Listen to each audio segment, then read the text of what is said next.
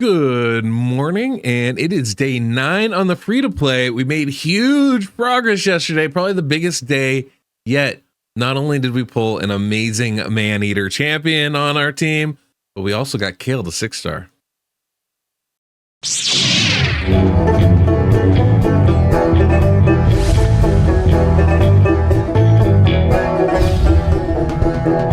Welcome, I'm the DeadwoodJedi. This is a Raid Shadow Legends video. We've got our coffee here today in this fine morning. And yeah, I finally did it. I got Kale to 6-star, my first 6-star on this account. It's an absolutely massive addition to my team, right? Like, it just makes everything so much easier.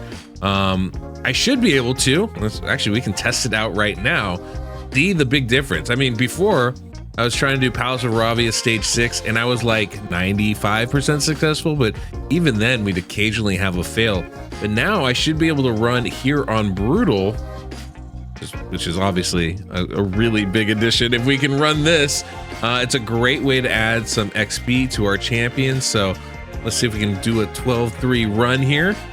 You can see, oh, so much more damage here. It is absolutely insane how effective that is.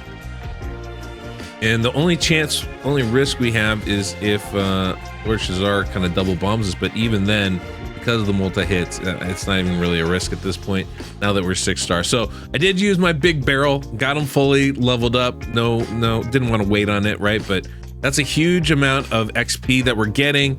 And that's just going to make everything so much easier. I can finally start pushing Nightmare campaign if I want to.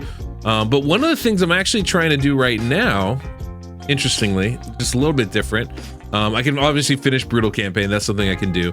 I'm not in any rush to get more shards or finish those just yet. I'm probably going to be saving all the shards I get from now on. I'm probably going to be saving them for the next fusion champion. I mean, that's a ways down the road, but either the next fusion or the next 2x, right? 2x is for ancients and voids. For sacreds, we're going to save those for fusions, champion chases, summoning rushes, that kind of thing. That's at least what I'm thinking right now, because it's possible we might do progressive chance if there's like a really good champion being offered. But the big reason why it's like I have a decent amount of champions right now and I don't really need more. Like the ones I have, I still have to rank up, right? Still have to get Miscreated Monster up, still have to get Man-Eater up, obviously. And there's a few rares that I'm pretty intrigued by that I would like to rank up as well. So I'm not like in a huge rush to swap that out or to get more champions into the account. But one of the big things is I just did this right before I started recording. I finally was able to unlock stage 10 of Spider. And one of the big reasons why stage 10 is such a massive thing is that we actually get 5-star gear here at like an irregular rate. It's a bug in the system, but it's in our favor and it's really important. Getting good accessories is super helpful, and this is a great spot where we can do that. So this is a spot you definitely want to farm in your early, as soon as you can, really. The best part about Kale, and this is why Kale is the premier starter, I think, even more so, I mean, honestly, even more so than the fact that he brings so many poisons, which is useful in clan boss and dragon and stuff like that. I think even more important is the fact that he can solo farm Spider stage 10. That is a massive ability. I got this by watching a Hell Hades video, so it's not like I'm the one that came up with this, but he did a really good breakdown of this kind of system here. But not only can he solo it, right? So we're going to be able to kill the spider, but he can farm too. So he can, you know, raise the XP of your champion. So while you need to do spider farming, at the same time, you can also rank up and level up your champion. So getting kind of 2 birds in 1 stone. And spiders, of course, is super important, not only because we need the accessories, but also because it's the best place to get silver. The amount of silver you get for the gear here is outsized compared to the rest of the game. So it's super valuable to be farming spider, and something we're all gonna do for the entirety of our career. So this might be the best way for me to actually start leveling up some champions in the interim. Now, it's not the same XP level, right? I can level up 4 champions instead of 3, but the amount of XP is definitely less than I would get in campaign. I think it's pretty roughly about half per energy usage, but the silver is going to be higher, not like crazy higher, but higher. But more importantly, I have the opportunity to actually get gear I can use on my champions, and that's the biggest thing. Honestly, Hell Hades did an amazing breakdown of it. I'll link his video down below, but you guys should go check that out if this is something that you're interested in, because it's super effective. But look at that, like, even though he's going low, he's getting poisons, he's getting hit,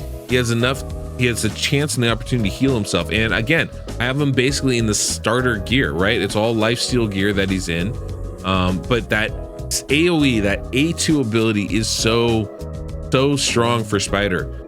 If you're not familiar, it has an ability that when he kills somebody, he gives himself a 25% turn meter boost, which is insane.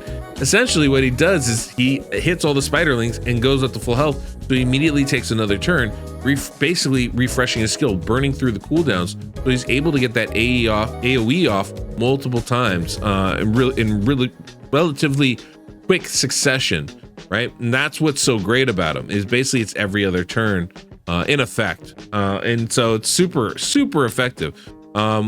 If you take a quick look here, you can see the skill. It's this one here, 25% for each enemy killed. So against Spider 10, where he can, wipe out the enemy, that's an incredibly powerful ability, because immediately he's going to take another turn right after that. Now, obviously, masteries have an outsized impact on this. Taking stuff like Spirit Haste is really big, especially when you're farming food. Taking stuff like Whirlwind of Death is really helpful. That's 18 speed, that's 24 speed. We're adding another 42 speed to our champion just by having his allies die and by killing spiderlings. So it's a really big boost to his speed right off the bat. On top of that, we're getting Wrath of the Slain to add more damage when his allies die, Kill Streak to add more damage when he kills enemies. So getting a lot of little boosts here that kind of move him along on this and makes him, just hands down the best starter champion. I used to think it was fairly close, right? I used to think, oh, all the starters have something to offer. Not that big of a deal. Honestly, this is something I've never started with Kale before. It's my first time actually starting a game with Kale.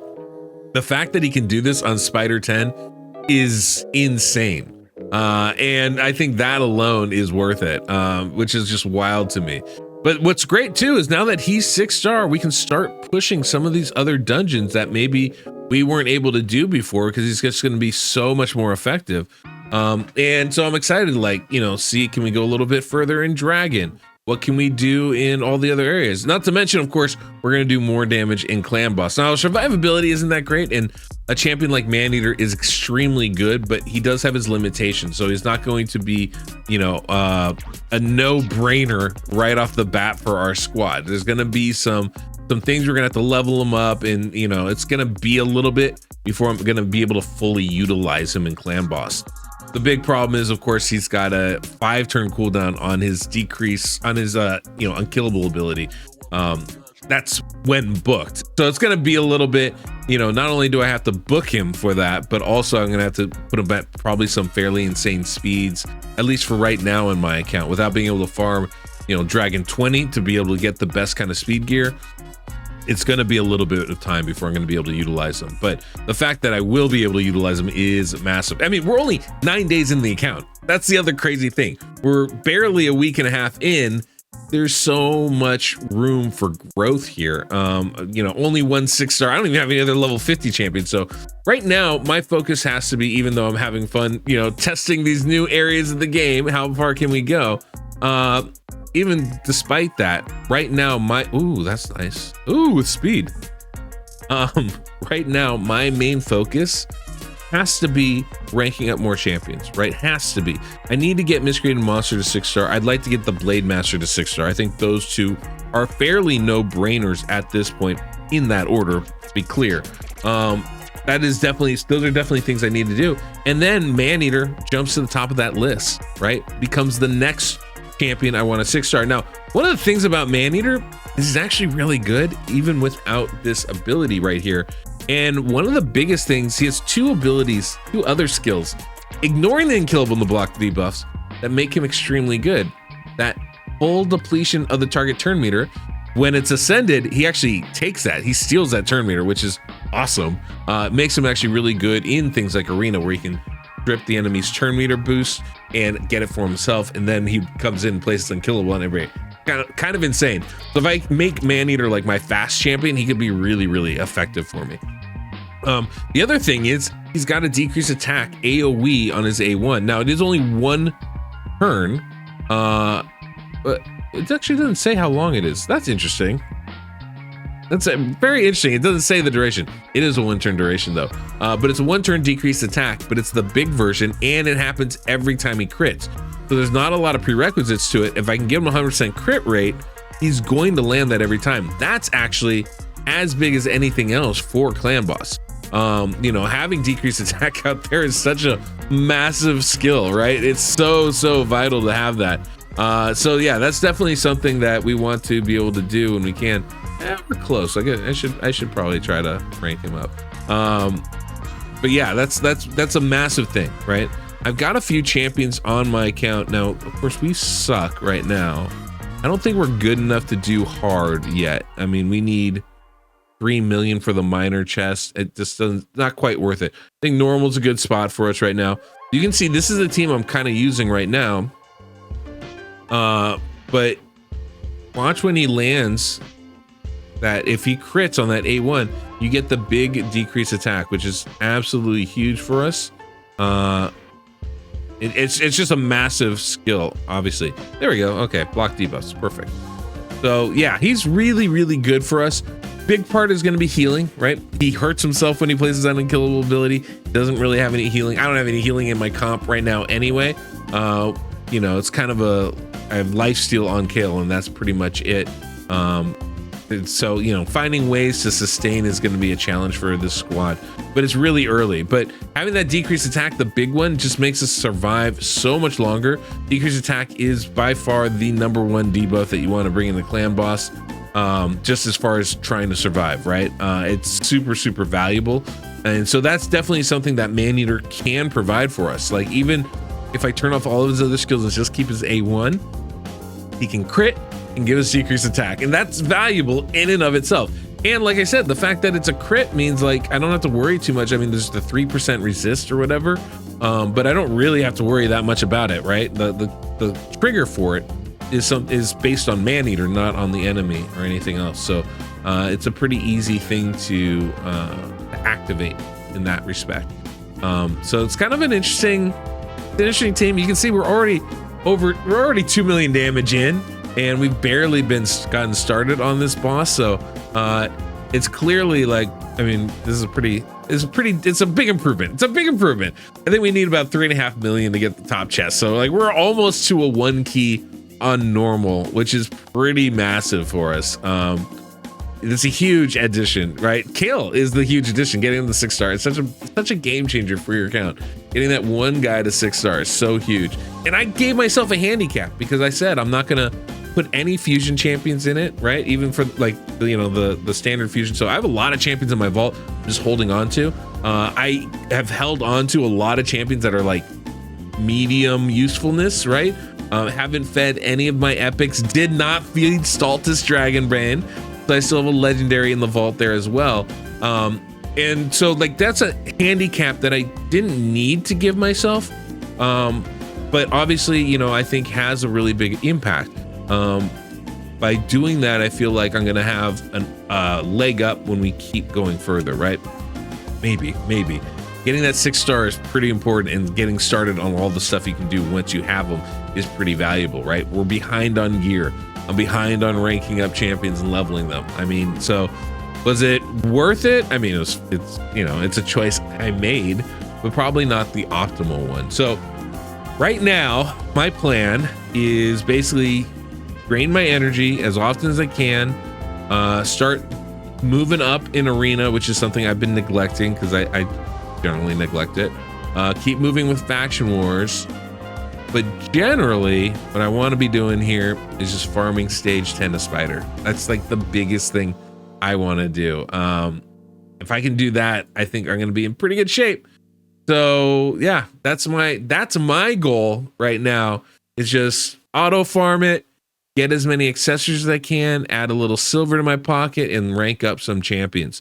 Once I get accessories for, my Maneater, my Miscreated Monster, my Kale and my Rathalos, then I can probably back off of this. But getting those extra stats from the accessories is a huge boost to the potency of these champions. Like, it's a huge boost.